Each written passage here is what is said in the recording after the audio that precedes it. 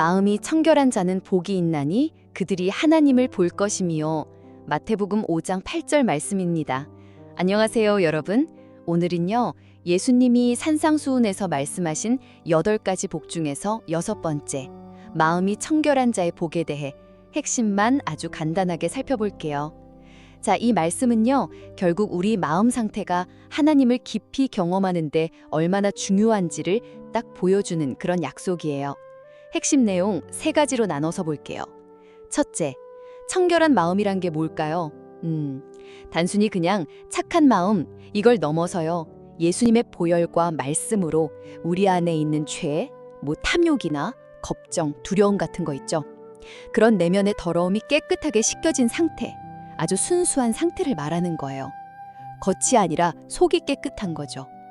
둘째, 그럼 하나님을 본다는 건 또 무슨 뜻일까요? 이게 진짜 눈으로 본다는 게 아니고요. 우리 영혼으로 하나님의 살아계심, 그분의 선하심과 임재를 아주 직접적이고 깊이 있게 경험하고 깨닫게 된다는 의미예요. 생각해보세요. 안경에 뭐가 묻으면 뿌옇잖아요. 마찬가지로 마음에 욕심이나 거짓이 끼어 있으면 하나님을 선명하게 볼 수가 없어요. 마음이 깨끗해야 하나님을 또렷하게 볼 수 있다는 거죠. 거룩함 없이는 아무도 주를 보지 못한다고 하잖아요. 마지막 3번째는요.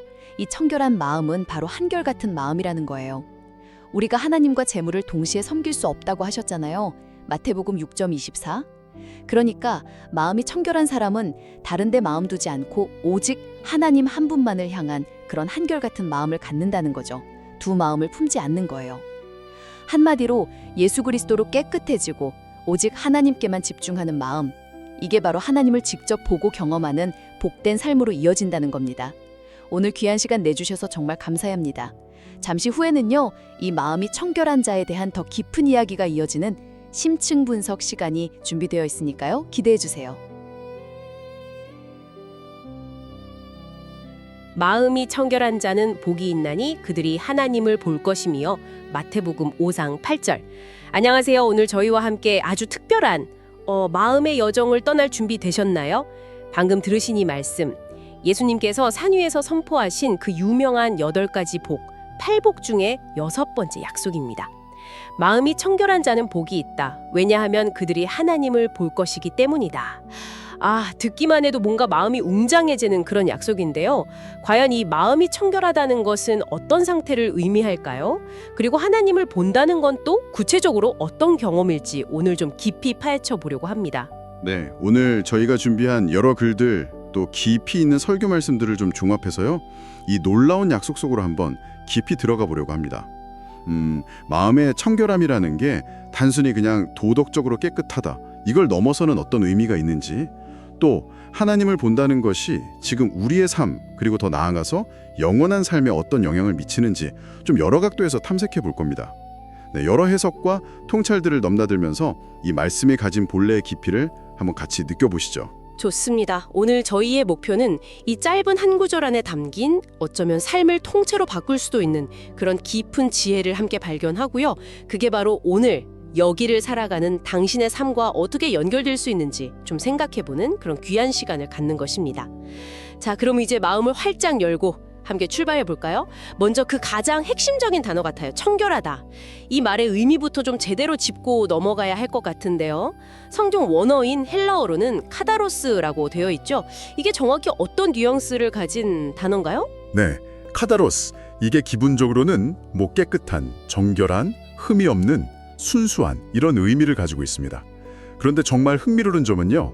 우리가 왜 심리적인 정화작용이나 감정의 해소를 말할 때 쓰는 단어 있잖아요. 카타르시스. 카타르시스요. 네네. 그 단어가 바로 이 카다로스에서 나왔다는 사실입니다. 그러니까 단순히 겉으로 보이는 깨끗함이나 예의 바름 이런 걸 뜻하는 게 아니고요. 내면 깊숙한 곳에 어떤 불순물, 섞인 것, 더러움 이런 것들이 제거된 아주 근원적인 순수함, 정화된 상태, 이걸 의미한다고 볼 수 있는 거죠. 와, 카타르시스의 어원이라니. 그걸 들으니까 이 내면의 깊은 정화라는 의미가 확 와닿네요. 그냥 때를 닦아내는 거랑은 정말 차원이 다른 느낌인데요. 그렇다면 반대로 예수님께서 경고하신 더러운 마음은 어떤 상태를 구체적으로 가리키는 걸까요? 특히 그 바리새인들을 향해서 예수님이 질책하신 말씀에서 좀 단서를 찾을 수 있을 것 같아요. 맞습니다. 그 마태복음 23장을 보면 예수님께서 당시 종교 지도자들이었던 바리새인들의 위선을 아주 강하게 꾸짖으시잖아요. 그렇죠. 겉으로는 늘이 경건해 보이는데 속으로는 탐욕, 그러니까 탐심이죠. 그리고 방탕으로 가득 차 있다고 지적하셨거든요. 여기서 탐욕은 뭐 끝없는 욕심, 소유욕 이런 걸 말하고 방탕은 자기 만족이나 쾌락을 절제 없이 추구하는 그런 삶의 태도를 의미합니다. 그러니까 마음의 청결은 근본적으로 이런 탐욕과 방탕함이 없는 상태를 말하는 것이죠. 이걸 조금 더 확장해서 생각해 보면요. 우리 마음을 막 어지럽히고 하나님으로부터 멀어지게 만드는 모든 내면의 어수선함 같은 거 있잖아요. 이것도 마음의 더러움에 해당한다고 볼 수 있어요. 예를 들어서 끊임없이 걱정하고 두려워하는 마음, 또 마음속 깊이 자리 잡은 어떤 음욕이나 누군가를 향한 시기심, 혹은 뭐 풀리지 않는 쓰라린 감정들. 아, 그런 것들요? 네, 이런 것들이 우리 영혼을 막 갉아먹고 하나님을 향한 시선을 가로막는 장애물이 되는 거죠. 이런 내면의 혼란과 어둠이 싹 거친 상태, 그것이 바로 성경이 말하는 청결한 마음이라고 할 수 있습니다. 탐욕과 방탕, 그리고 온갖 부정적인 감정들로 인한 내면의 어수선함이 없는 상태? 확실히 마음이 그런 것들로 가득 차서 복잡하고 시끄러우면 고요하게 하나님께 집중하기는 정말 불가능하겠네요. 그런데 마음이 더러워지는 또 다른 중요한 측면이 있다고 들었습니다. 혹시 마음이 하나로 딱 모이지 않고 이렇게 나뉘는 것도 이 청결함과 관련이 깊을까요? 네. 아주 예리하고 정말 중요한 지적이십니다. 마음의 청결함을 이야기할 때 절대 빼놓을 수 없는 핵심 특징이 바로 두 마음을 품지 않는 것. 다시 말해서 한 마음, undivided heart라고 하죠. 이걸 갖는 것입니다. 예수님께서 산상수훈 바로 다음 장에서 한 사람이 두 주인을 섬기지 못한다. 하나님과 재물, 즉 만몬을 겸하여 섬길 수 없다. 마 6.24라고 아주 단호하게 말씀하신 이유가 바로 여기에 있는 거죠. 우리의 마음과 충성이 오직 한 분, 하나님께로만 향해야 한다는 겁니다. 그렇죠. 하나님이냐 아니면 세상의 부와 성공을 상징하는 그 재물이냐. 둘 다 가질 수는 없고 반드시 하나를 선택해야 하는 아주 강력한 메시지였어요. 그렇습니다. 이런 한마음의 요구는 구약에서도 계속 반복해서 나타나요. 대표적으로 엘리야 선지자가 갈멜산에서 바알 선지자들과 대결하기 전에 이스라엘 백성들을 향해서 이렇게 외치잖아요. 너희가 어느 때까지 둘 사이에서 머뭇머뭇하려느냐. 여호와가 하나님이면 그를 따르고 바알이 하나님이면 그를 따르라. 왕상 18.21. 아, 맞아요. 그 장면. 네, 하나님과 우상 사이에서 이렇게 양다리를 걸치고 머뭇거리는 것 자체가 하나님 앞에서는 불결한 마음이라는 아주 준엄한 지적이었죠. 신약의 야고보서도 마찬가지로 두 마음을 품은 자들아 마음을 성결하게 하라 약 4.89 권면합니다. 마음이 나뉘어 있는 상태 그 자체가 이미 청결하지 못하다는 증거라는 거죠. 아, 그러고 보니 그 덴마크의 실존주의 철학자 키에르케고르가 남긴 유명한 말이 딱 생각나네요. 그의 저서 제목이기도 한데 마음의 깨끗함은 오직 한 가지 것을 원하는 것이다. 결국 다른 무엇에도 마음을 빼앗기지 않고 오직 하나님 한 분만을 향해서 뜻을 딱 정하고 집중하는 것. 그게 바로 청결한 마음의 본질이다. 이렇게 정리할 수 있겠네요. 정확하게 핵심을 짚으셨습니다. 그리고 이렇게 내면이 오직 하나님께로 딱 정렬되고 청결해지면요. 그 순수함은 반드시 외적인 삶으로 드러나게 되어 있어요. 여러 모습으로 나타날 수 있겠지만 성경은 특히 정직한 언어를 강조합니다. 하나님께서 다윗 왕의 여러 실수에도 불구하고 그의 중심을 보시고 다윗이 자기 하나님 여호와 보시기에 정직하게 행했다. 왕상 15.5 참고고 평가하신 것을 볼 수 있고요. 잠언에서는 지혜의 근원이신 하나님 자신이 내 입은 진리를 말하며 내 입술은 악을 미워한다. 내 입의 말은 다 의로우니 그 가운데 굽은 것과 패역한 것이 없다. 잠십절 8장 8절 6절에서 8절이죠. 와, 내면의 청결함이 정직한 말과 삶으로 이어진다는 연결? 이거 되게 흥미롭네요. 정직함이 단순히 개인의 경건함을 넘어서 성읍은 정직한 자의 축복으로 진흥하고 악한 자의 입으로 말미암아 무너진다는 말씀처럼 공동체의 건강과 번영에도 직결되는 거군요. 내 입술을 정직을 말하면 내 속이 유쾌하다는 말씀처럼 우리가 진실되게 말할 때 하나님께서 기뻐하신다는 사실도 마음에 깊이 새겨야겠어요. 반대로 거짓은 성경에서 마귀의 속성으로 규정되니까 우리가 사용하는 언어 역시 마음의 청결 상태를 반영하는 아주 중요한 지표가 되는 셈이네요. 자, 그렇다면 이렇게 중요하고 또 복된 마음의 청결을 우리는 어떻게 얻고 또 어떻게 유지해 나갈 수 있을까요? 솔직히 우리 스스로의 의지나 노력만으로는 거의 불가능에 가깝다는 생각이 드는데요. 맞습니다. 바로 그 지점이 매우 중요합니다. 마음의 청결은 결코 우리의 어떤 도덕적인 수양이나 결심만으로 얻어지는 게 아니에요. 그 시작점은 철저히 하나님의 은혜, 구체적으로는 예수 그리스도께서 십자가에서 흘리신 피를 통해서 우리의 죄를 깨끗하게 씻어주시는 용서와 정결케 하심에 있습니다. 이건 우리가 믿음으로 받아들이는 선물과 같은 거죠. 죄로 인해 더러워지고 나뉘었던 우리 마음을 근본적으로 깨끗하게 하시는 주체는 하나님이시라는 겁니다. 하나님께서 구약에서 당신을 소개하실 때 너희를 거룩하게 하는 여호와, 히브리어로 여호와 메카데시켐이라고 밝히신 이유가 바로 여기에 있는 거죠. 레위 20.8. 하나님의 은혜로 값없이 주어지는 선물로 시작되는 거군요. 하지만 선물을 받았다고 해서 그냥 가만히 놓아두면 되는 건 아닐 것 같아요. 다윗이 그 밧세바와 끔찍한 죄를 지은 후에 회개하면서 시편 51편에서 하나님이여 내 속에 정한 마음, 즉 깨끗한 마음을 창조하시고 내 안에 정직한 영을 새롭게 하소서라고 정말 눈물로 부르짖으셨던 것을 보면 우리 역시 이 청결함을 간절히 사모하고 적극적으로 구해야 하는 것 같습니다. 그렇습니다. 은혜가 출발점이지만 그것을 붙잡고 살아가려는 우리의 의지적인 결단과 지속적인 노력이 반드시 필요합니다. 구약의 다니엘 이야기를 보면요, 그가 어린 나이에 바벨론의 포로로 끌려갔지만 왕궁에서 제공되는 아주 좋은 음식과 포도주, 그러니까 이방신에게 바쳐졌을 가능성이 높은 음식으로 자신을 더럽히지 않기로 뜻을 정했다. 다니엘.8. 맞아요. 그 결단. 네, 당시 최고 권력자의 명령을 거부하는 것은 정말 목숨을 건 결단이었죠. 우리도 마찬가지로 세상의 온갖 유혹과 더러움 속에서 하나님의 자녀답게 청결한 삶을 살아가기로 매일매일 새롭게 뜻을 정하는 그런 결단이 필요합니다. 은혜로 시작해서 결단으로 나아간다. 그렇다면 그 결단 이후에 매일매일의 삶 속에서 이 청결함을 구체적으로 어떻게 유지하고 가꿔 나갈 수 있을까요? 여기에는 어떤 실제적인 방법들이 있을지 좀 궁금합니다. 일단 청결함을 얻은 후에 그것을 계속 유지하고 심화시켜 나가는 과정을 신학적으로는 성화, 즉 거룩해져가는 삶이라고 부르는데요. 이 성화의 여정에서 가장 중요하고 강력한 도구는 단연코 하나님의 말씀입니다. 예수님께서 제자들에게 너희는 내가 일러준 말로 이미 깨끗하여졌다. 요한 15:3고 선언하셨고, 또 십자가를 앞두고 마지막 기도에서는 그들을 진리로 거룩하게 하옵소서. 아버지의 말씀은 진리니이다. 요 17:17로라고 간절히 기도하셨죠. 말씀 자체가 우리를 깨끗하게 하고 거룩하게 만드는 능력이 있다는 말씀이시군요. 네, 그렇습니다. 히브리서 기자가 증언하듯이 하나님의 말씀은 살아있고 활력이 있어 좌우의 날선 어떤 검보다도 예리하여 혼과 영과 및 관절과 골수를 찔러 쪼개기까지 하며 또 마음의 생각과 뜻을 판단한다.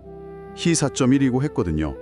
말씀은 단순히 지식을 전달하는 것을 넘어서 정말 사람 움직이면서 우리의 가장 깊은 속마음과 동기까지 비추고 드러내고 더러운 것을 잘라내고 새롭게 정화시키는 그런 힘이 있습니다.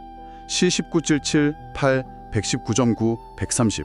따라서 말씀을 매일 꾸준히 읽고 깊이 묵상하고 삶에 적용하려는 노력이 마음의 청결을 유지하는 데 절대적으로 중요합니다. 말씀을 통해 정화된다. 여기에 더해서 성령님의 역할도 빼놓을 수 없을 것 같아요. 우리를 진리 가운데로 인도하시고 우리 안에서 실제로 거룩한 삶을 살아갈 힘을 주시는 분이시니까요. 물론입니다. 성령님은 우리 안에 내주하시면서 말씀을 깨닫게 하시고 또 그 말씀대로 살아갈 수 있는 능력과 거룩함을 향한 열망을 부어주시죠. 말씀과 성령은 이 성화의 과정에서 동전의 양면과 같이 함께 역사합니다. 더불어서 우리가 청결한 마음을 유지하기 위해 특별히 경계하고 싸워야 할 구체적인 죄가 있는데요. 앞서 잠깐 언급했던 바로 탐심, 즉 탐욕입니다. 성경은 탐심을 단순한 욕심 정도로 여기지 않고요. 우상숭배, 골 3.5라고까지 규정하고 돈을 사랑함이 일만하게 뿌리가 된다. 딤전 6.19, 그 위험성을 아주 강력하게 경고합니다. 탐심이 우상숭배와 같고 모든 악의 뿌리가 될 수 있다니. 와, 정말 심각하게 받아들여야 할 문제네요.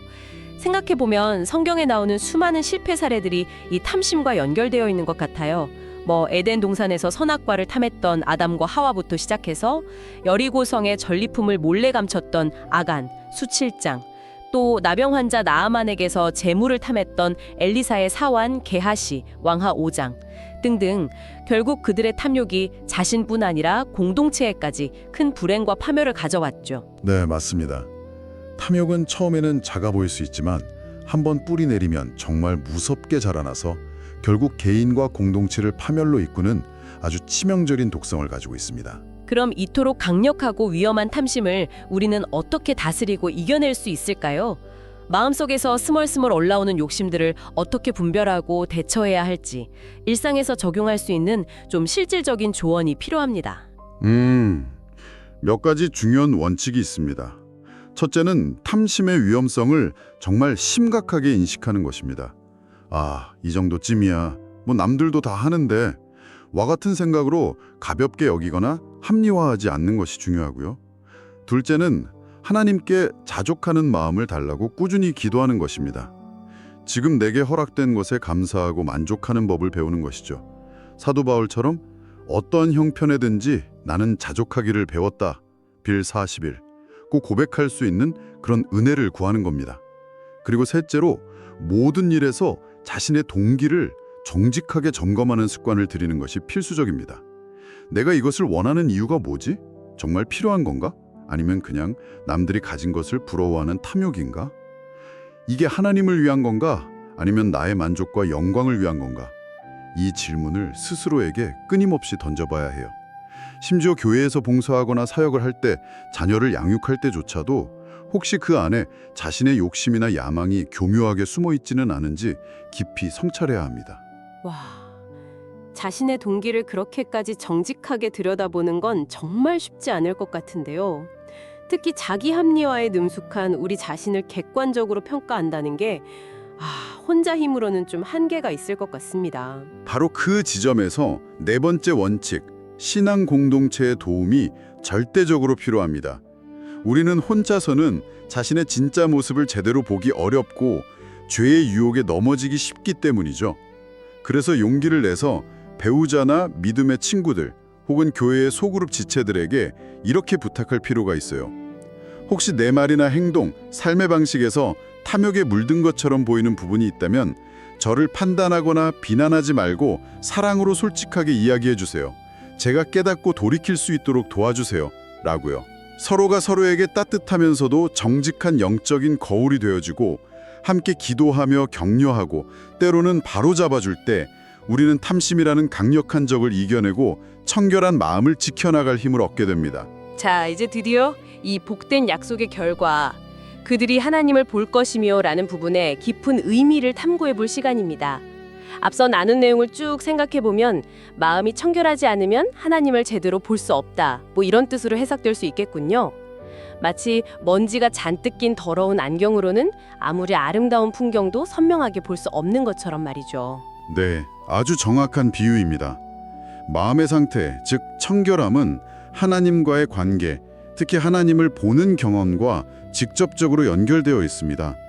마음속에 탐욕이나 음란함, 거짓, 미움 같은 더러움이 가득 차 있으면 하나님에 대한 지식을 머리로는 가지고 있을지 몰라도 그분을 인격적으로 생생하고 뚜렷하게 경험하고 느끼는 데는 심각한 장애가 생기는 거죠. 마치 눈은 뜨고 있지만 짙은 안개가 시야를 가리는 것과 같은 상태가 되는 겁니다. 그렇군요. 마음속에 음욕이나 거짓이 가득하면 하나님이 보이지 않게 된다는 말씀이 아주 실제적으로 다가오네요. 단순히 하나님에 대해 아는 것, knowing about God과 그분을 실제로 경험하고 보는 것, seeing God 사이에는 정말 큰 차이가 있다는 거네요. 그렇습니다. 반대로 우리의 마음이 그리스도의 피로 깨끗해지고 오직 하나님께 집중하는 청결한 상태를 유지할 때 우리는 요한일서 기자의 말처럼 빛 가운데 행하게 됩니다. 요한일서 1.5에서 7. 그리고 그 빛 가운데서 하나님과의 깊은 사귐, 즉 아주 친밀하고 인격적인 교제를 경험하게 되는 거죠. 이것이 바로 우리가 이 땅에서 현재적으로 누릴 수 있는 하나님을 보는 복의 중요한 측면입니다. 하나님의 임재를 느끼고 그분의 음성을 듣고 삶 속에서 그분의 일하심을 목격하는 경험이죠. 아, 예전에 제가 유명한 미술관에 갔던 경험이 문득 떠오르네요. 미술에 대한 배경 지식이 거의 없었을 때였는데 아무리 교과서에 실린 대단한 명작 앞에 서 있어도 솔직히 큰 감흥이 없었어요. 그냥 유명한 그림이구나, 색감이 좋네, 뭐 이 정도였죠. 그런데 나중에 책이나 다큐멘터리 같은 걸 통해서 그 그림이 그려진 시대적 배경, 화가의 삶과 고뇌, 작품에 담긴 상징과 의도 같은 것들을 좀 알고 나서 다시 그 그림을 보니 완전히 다르게 느껴지더라고요. 그림의 세세한 부분들이 막 말을 걸어오는 것 같고 전에는 보이지 않던 깊이와 아름다움이 느껴졌어요. 어쩌면 하나님을 본다는 것도 단순히 눈으로 어떤 형상을 본다는 차원을 넘어서 이런 깊은 알과 이해, 그리고 인격적인 만남을 통해 그분의 영광과 성품, 그분의 마음을 경험하고 깨닫게 되는 그런 영적인 통찰력과 교제를 의미하는 것 같습니다. 아주 적절하고 깊이 있는 비유입니다. 정확합니다. 예수님께서도 내 눈은 몸의 등불이다. 내 눈이 성하면 온몸이 밝을 것이고 만일 나쁘면 내 몸도 어두울 것이다. 눅 11.34라고 말씀하셨는데 여기서 눈은 단순히 육체의 시각기관이 아니라 우리 마음의 상태, 즉 영적인 통찰력을 상징한다고 해석할 수 있거든요. 마음의 눈이 성하면, 즉 청결하고 순수하면 영적인 실제들을 밝히 분별하고 볼 수 있게 됩니다. 하나님이 어떤 분이신지, 우리를 향한 그분의 뜻이 무엇인지 더 깊이 깨닫고 경험하게 되는 것이죠. 이것이 바로 마음이 청결한 자가 이 땅에서부터 누리는 놀라운 복입니다. 그런데 이 하나님을 볼 것이며 라는 약속에는 현재적인 경험을 넘어서는 훨씬 더 궁극적이고 영광스러운 의미가 담겨 있습니다. 바로 미래에 우리가 이 세상을 떠나거나 혹은 예수 그리스도께서 다시 오실 때 경험하게 될 완전하고 직접적인 하나님의 임재 경험입니다. 성경은 여러 곳에서 우리가 장차 그리스도의 영광스러운 모습을 직접 보게 될 것이라고 약속합니다. 요한일 3:2, 고우 3:8. 신학자들은 이것을 묵시 아포칼립스, 즉 감추어졌던 것이 완전히 드러남을 보는 경험이라고 설명하기도 하죠. 그리스도의 완전한 영광을 직접 본다. 생각만 해도 정말 경외감이 되는 약속인데요. 그런데 어떤 자료들을 보니까 여기서 한 걸음 더 나아가 단순히 영광스러운 그리스도의 형상을 보는 것을 넘어 삼위일체 하나님의 본질 그 자체를 직접 대명하여 보는 복된 경지, 이른바 지복직관을 궁극적인 약속으로 제시하기도 하더라고요. 솔직히 영이신 하나님의 본질을 본다는 것은 인간의 언어와 상상력으로는 잘 그려지지가 않습니다. 네, 그 부분은 참으로 인간의 이해를 초월하는 신비로운 영역입니다. 18세기의 위대한 신학자이자 목회자였던 조나단 에드워즈는 이 하나님을 보는 복된 경험, 비티픽 비전에 대해 아주 흥미로운 통찰을 남겼는데요. 그는 이것이 우리가 육신의 눈으로 사물을 보거나 귀로 소리를 듣는 것과는 전혀 다른 차원의 경험일 것이라고 추측했어요. 우리의 영혼이 빛이나 소리 혹은 감각신경과 같은 어떤 중간 매개체도 없이 하나님의 존재와 그 무한하신 영광, 아름다움, 사랑을 직접적이고 즉각적으로 인식하고 경험하는 상태일 것이라는 거죠. 우리와 하나님 사이를 가로막는 죄와 유한성의 모든 장벽이 완전히 제거되고 하나님의 충만하신 임재 안에서 그분을 있는 그대로 보고 누리는 최고의 복락, 그것이 바로 궁극적인 의미에서의 하나님을 봄이라는 것입니다. 와, 우리의 영혼이 하나님의 존재와 영광을 중간 매개체 없이 직접적이고 즉각적으로 인식한다. 정말 상상만으로도 압도되는 경이로운 경지네요. 그렇죠. 그래서 히브리서 기자가 모든 사람과 더불어 화평함과 거룩함을 따르라 이것이 없이는 아무도 주를 보지 못하리라. 히 12.14고 그토록 강조했던 이유가 바로 여기에 있습니다. 현재적인 삶에서의 마음의 청결함, 즉 거룩함을 추구하는 삶이 바로 이 궁극적인 하나님을 봄의 영광에 참여하기 위한 필수적인 준비이자 조건이 되는 것입니다. 이유이자 동기는 바로 하나님을 보기 위함이라고 할 수 있겠군요. 그리고 이것이야말로 세상에 줄 수 없는 흔들리지 않는 참된 행복과 영원한 소망의 근원이 될 수 있겠다는 깊은 깨달음이 옵니다. 고 옥하는 목사님의 설교에서 들었던 비유가 다시 한번 생생하게 떠오르네요. 배를 타는 훈련을 받는 젊은 선원이 처음으로 높은 돛대 꼭대기에 올라갔을 때 아래를 내려다보니 출렁이는 파도와 아찔한 높이 때문에 어지럽고 두려워서 금방이라도 떨어질 것 같아 비명을 지르죠. 그때 아래에서 경험 많은 늙은 선장이 소리치잖아요. 이봐 젊은이, 아래를 보지 마, 파도를 보지 마, 위를 봐, 위를. 우리 인생도 마찬가지로 자꾸만 문제의 파도를 보고 변화무쌍한 세상을 보고 연약한 사람들을 보면 불안하고 낙심하고 넘어지기 쉽지만, 우리의 시선을 들어 위에 계신 하나님, 변함없으신 하나님을 바라볼 때 비로소 흔들리지 않고 담대하게 나아갈 수 있다는 그 말씀이었죠. 네, 정말 가슴에 와닿는 비유입니다.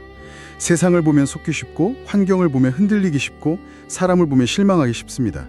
그러나 우리의 시선을 창조주이시며 구원자이신 하나님께 고정하고 청결한 마음으로 그분을 가까이 볼 때 우리는 어떤 상황 속에서도 요동하지 않고 참된 평안과 기쁨을 누리며 승리하는 삶을 살아갈 수 있는 영적인 힘과 지혜를 얻게 됩니다. 이것이 바로 마음이 청결한 자에게 주어지는 세상 무엇과도 바꿀 수 없는 놀랍고 영광스러운 복입니다. 보았습니다.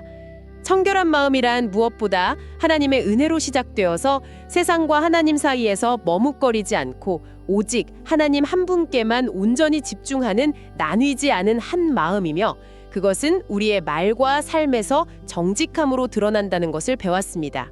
그리고 이 청결함은 단번에 이루어지는 것이 아니라 평생에 걸쳐 하나님의 말씀을 통해 끊임없이 우리의 생각과 동기를 점검하고 새롭게 하며 성령님의 도우심과 믿음의 공동체의 격려와 권면 속에서 탐심과 같은 내면의 더러움을 몰아내고 거룩함을 향해 나아가는 지속적인 과정임을 확인했습니다. 그 결과 이 땅을 살아가는 우리에게 주어지는 최고의 복은 바로 하나님을 보는 것입니다. 지금 여기에서 영적인 눈이 열려 하나님의 임재와 일하심을 더 깊이 경험하며 친밀한 교제를 누리는 복, 그리고 더 나아가 장차 다가올 영원한 나라에서 그분의 영광스러운 얼굴을 온전히 대면하여 보며 영원한 복락을 누리게 될 것이라는 너무나 놀랍고 소망 가득한 약속이죠. 마지막으로 우릴 나는 모든 내용을 마음에 담고 당신의 삶을 돌아볼 수 있는 한 가지 질문을 던지면서 마무리하고 싶습니다.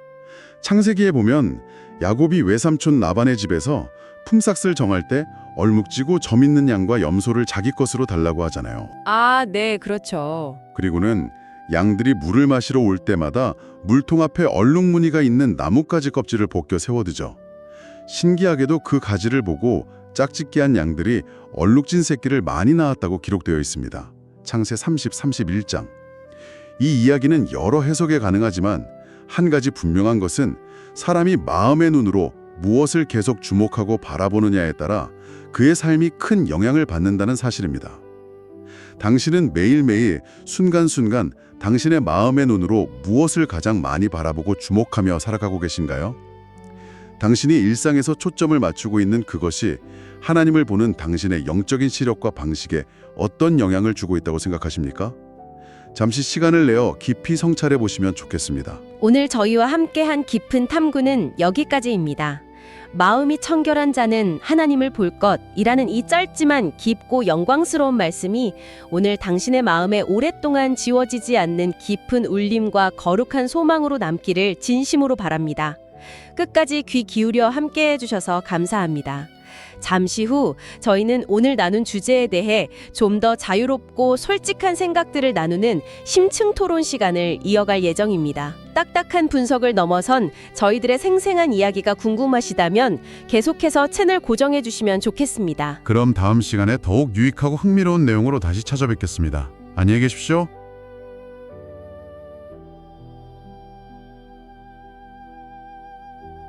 마음이 청결한 자는 복이 있나니 그들이 하나님을 볼 것이미요. 마태복음 5장 8절 말씀입니다. Welcome to the debate. 네, 오늘 이 깊고도 어쩌면 좀 어려운 말씀 속으로 여러분과 함께 들어가 보겠습니다. 네, 반갑습니다. 오늘은 예수님께서 산상수훈에서 선포하신 그 8가지 복 중에서 6번째 복이죠. 바로 마음이 청결한 자가 받을 복에 대해 이야기 나눌 시간인데요. 이 말씀 참 곱씹을수록 많은 생각을 하게 만드는 것 같습니다. 도대체 마음이 청결하다는 게 뭘까? 어떤 상태를 말하는 걸까?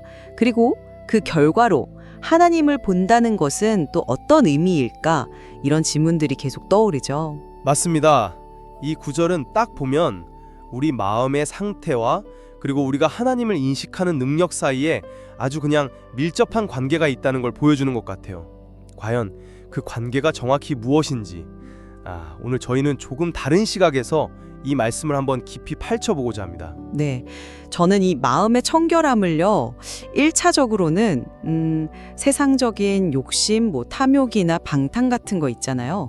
그리고 또 두 마음 품는 것, 그런 것들을 버리고 오직 하나님께만 온전히 마음을 좀 쏟으려는 우리의 그런 의식적인 노력, 그리고 그 결과로 얻어지는 어떤 도덕적인 순수함, 이런 걸로 먼저 이해합니다.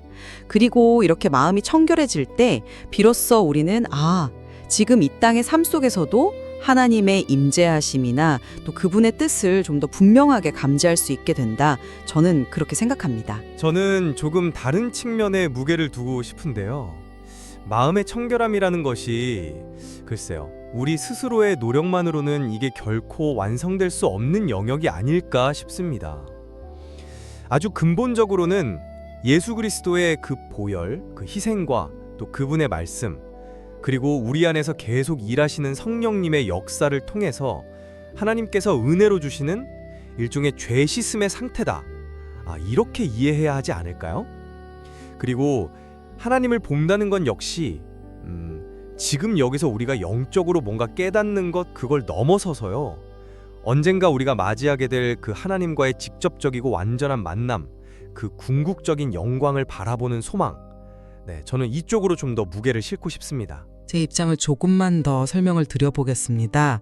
마음의 청결함이라는 건 결국 나뉘지 않은 마음, 그러니까 하나님을 향한 순수하고 한결같은 헌신을 의미한다고 저는 봅니다.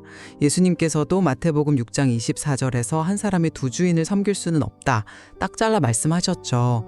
그리고 구약의 엘리야 선지자가 백성들에게 아니 하나님과 바알 사이에서 언제까지 머뭇거릴 거냐고 이렇게 외쳤던 것도 같은 맥락이라고 생각해요. 열왕기상 18장 21절. 야고보사도 역시 두 마음 품지 말고 마음을 성결하게 하라 이렇게 권면했고요. 야고보서 4장 8절.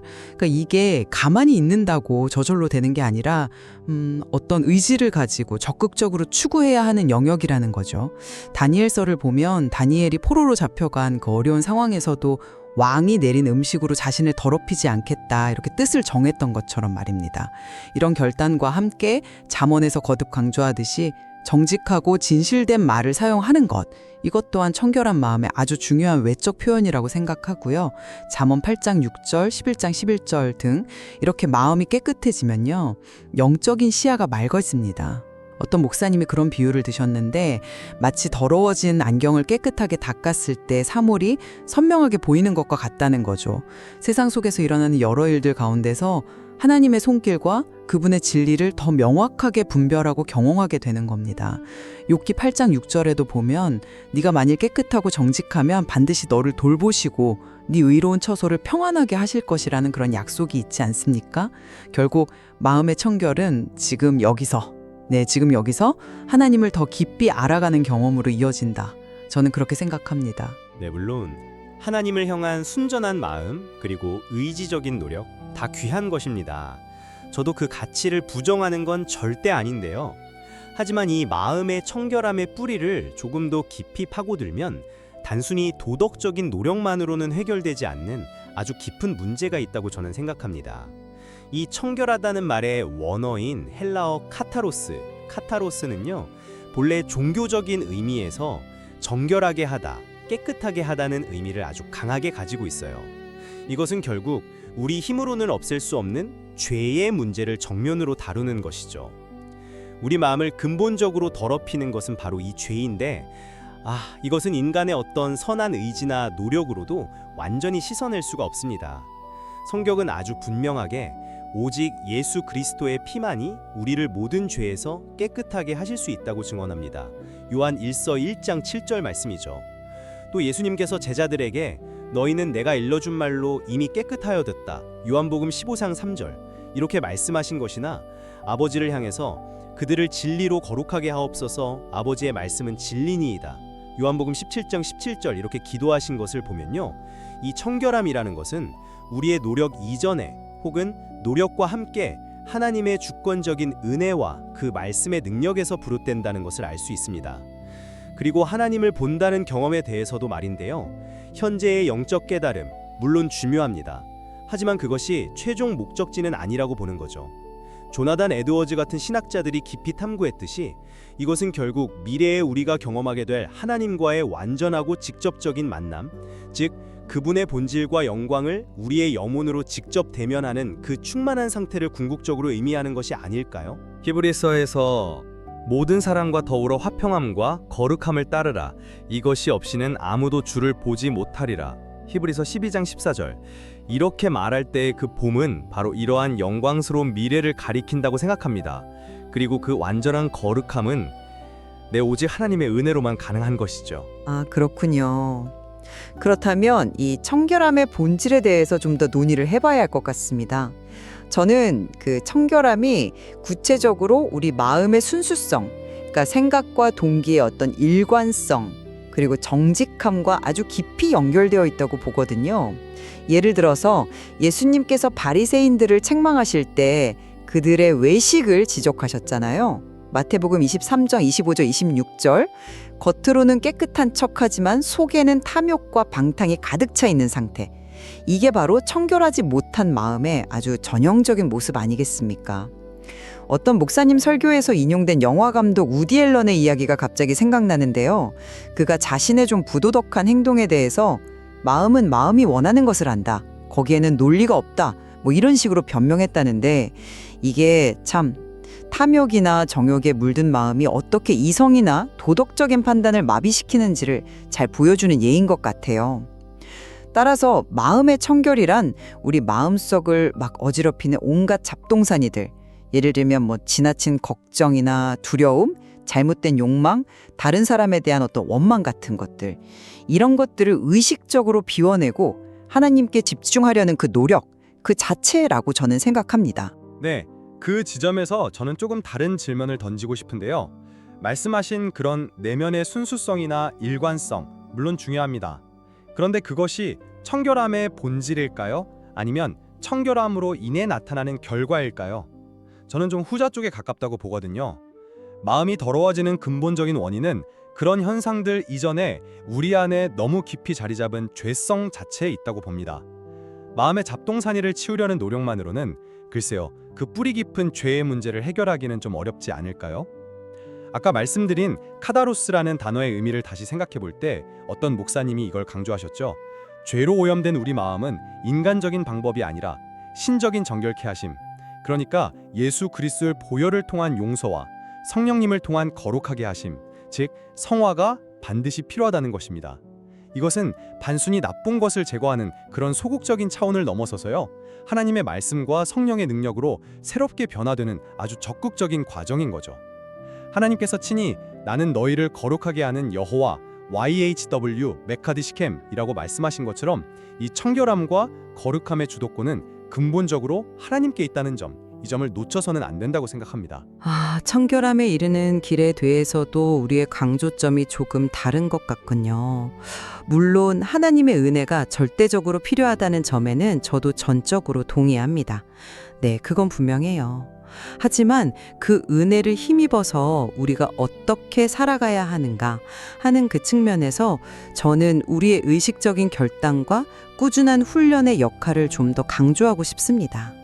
앞서 잠깐 언급했던 다니엘처럼 그 어려운 환경 속에서도 뜻을 정하여 자신을 지키려 했던 그 적극적인 자세가 오늘 우리에게도 필요하다는 거죠. 유혹이 다가올 때 단호히 피하고 일상에서 정직을 선택하며 혹시 내 마음속에 정당한 필요를 넘어서는 탐심이 자라고 있지는 않은지 스스로 계속해서 점검해야 합니다. 어떤 교회 공동체 글을 보니까 이런 실제적인 노력을 강조하더군요. 예를 들어서 그리스도인의 목표는 세상적인 행복 추구가 아니라 거룩함 그 자체에 두어야 한다. 뭐 이런 가르침처럼 말입니다. 또한 혼자서는 넘어지기 쉬우니까 신앙 공동체 안에서 서로의 연약함을 좀 나누고 격려하면서 때로는 혹시 제가 탐욕에 치우쳐 보이면 꼭 이야기해 주세요라고 이렇게 부탁할 수 있는 용기도 필요하지 않을까요? 이것이 바로 하나님의 은혜 안에서 우리가 감당해야 할 책임이며 청결함을 향해 나아가는 구체적인 실천이라고 저는 생각합니다. 네, 훈련과 노력의 중요성 저도 부정하는 것은 아닙니다. 하지만 그 순서를 좀 바로잡아야 한다고 생각해요. 우리의 노력은 청결함의 원천이 아니라 이미 우리에게 주어진 하나님의 은혜에 대한 응답이어야 하는 거죠. 그 출발점은 언제나 우리 죄를 씻기시는 예수 그리스도의 피를 믿는 믿음입니다. 요한일서 1장 7절. 그리고 그 믿음 위에서 우리는 하나님의 말씀과 성령의 도우심을 힘입어서 날마다 거룩함을 향해 나아가야 하는 것이고요. 요한복음 17장 17절. 솔직히 우리 자신의 의지만으로는 이 마음 깊은 곳에서 막 꿈틀거리는 탐욕과 같은 강력한 욕망들을 온전히 제어하기가 너무나 어렵지 않습니까? 아까 그 우디 앨런의 변명이나 성경에서 돈을 사랑함이 일만하게 뿌리가 되나니 디모데전서 6장 10절하고 경고하는 것을 보면 그 힘이 얼마나 강력한지 알 수 있죠. 따라서 우리의 노력은 언제나 하나님, 제 힘으로는 부족합니다. 도와주십시오. 라는 겸손한 기도로 시작되어야 한다고 봅니다.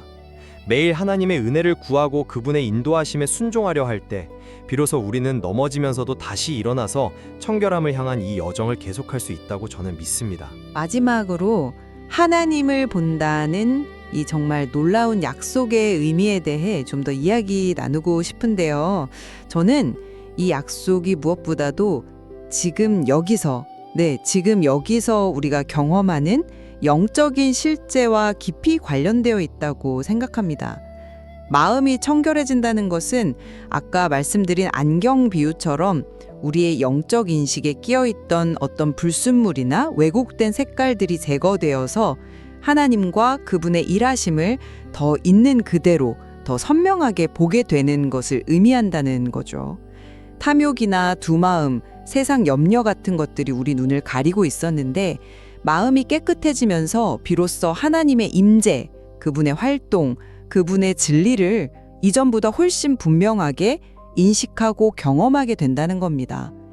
디도서 1장 15절에 깨끗한 자들에게는 모든 것이 깨끗하다는 말씀처럼 청결한 마음은 세상을 바라보는 우리의 관점 자체를 변화시켜서 모든 것 속에서 하나님의 선하심과 진실하심을 발견하게 이끌어준다고 생각합니다. 네, 그 현재적인 경험의 가치 결코 가볍게 보는 것은 아닙니다. 청결한 마음이 지금 여기서 하나님을 더 깊이 경험하게 한다는 점, 그건 분명히 사실이죠. 하지만 저는 그 현재적 경험이 하나님을 본다는 약속의 전부가 아니라 장차 우리가 누리게 될 그 충만한 경험의 맛보기 혹은 시작이라고 생각합니다. 이 약속의 궁극적인 성취는 아까 잠깐 언급했던 조나단 에드워저 같은 분들이 깊이 묵상했듯이 우리가 이 땅의 장막을 벗고 하나님 앞에 딱 섰을 때 어떤 매개체나 희미한 거울을 통하지 않고 우리의 영혼이 하나님의 본질과 영광 그 자체를 직접적이고 즉각적으로 마주하며 인식하게 되는 바로 그 충만한 경험일 것이라고 봅니다. 지금 우리가 아는 것은 부분적이고 희미하지만 그때는 얼굴과 얼굴을 대어 보게 될 것이라는 고린도전서 13장 12절 그 약속처럼 말입니다. 히브리서 12장 14절에서 거룩함이 없이는 아무도 주를 보지 못하리라 고 이렇게 단언하는 것은 바로 이 궁극적이고 완전한 하나님과의 대면을 염두에 둔 강력한 권고라고 생각합니다. 따라서 하나님을 본다는 것은 현재 우리가 누리는 영적인 인식에서 시작해서 영원 속에서 완성될 그 영광스러운 소망까지를 모두 포함하는 어떤 연속선상에 있는 약속으로 이해해야 하지 않을까, 그런 생각이 듭니다. 네, 오늘 우리는 마음이 청결한 자는 복이 있나니 하나님을 볼 것이라는 이 참으로 심오한 말씀을 놓고 각자의 관점을 나누어 보았습니다. 저는 마음의 청결함을 하나님을 향한 우리의 온전한 헌신과 의지적인 성실함으로 이해했고 이것이 바로 지금 우리의 삶에서 하나님의 진리와 임재를 깨닫는 중요한 통로가 된다는 점을 강조했습니다. 저는 마음의 청결함이란 근본적으로 우리 스스로 이룰 수 없는 것이며 예수 그리스도를 통해 주시는 하나님의 은혜로운 죄 씻음의 결과라고 보았습니다. 그리고 이 청결함은 현재 하나님을 희미하게나마 경험하게 하지만 우리의 시선은 결국 영원 속에서 이루어질 하나님과의 완전하고 직접적인 만남을 향해야 한다는 그 소망을 나누었습니다. 네, 그렇죠. 마음의 청결을 이루어가는 과정에서 우리의 책임과 하나님의 은혜가 어떻게 아름다운 조화를 이루는지, 그리고 현재 하나님을 경험하는 것과 미래의 그분을 온전히 뵙게 될 소망이 어떻게 연결되는지, 이것은 우리 모두가 평생 묵상하고 또 씨름해야 할 깊은 주제인 것 같습니다. 그렇습니다. 이 복된 약속의 풍성한 의미를 온전히 누리기 위해서는 우리의 성실한 순종과 하나님의 주권적인 은혜라는 이 양날개를 모두 붙잡는 지혜가 필요할 것입니다. 오늘 나눈 이 이야기들이 듣는 분들 각자의 자리에서 이 말씀을 더욱 깊이 생각하고 또 삶으로 살아내는 그런 계기가 되기를 진심으로 바랍니다. 오늘 더 디베이트에 함께 해주셔서 감사합니다. 저희는 다음 시간에 또 다른 흥미로운 주제로 여러분을 찾아뵙겠습니다. 네, 편안한 시간 보내십시오.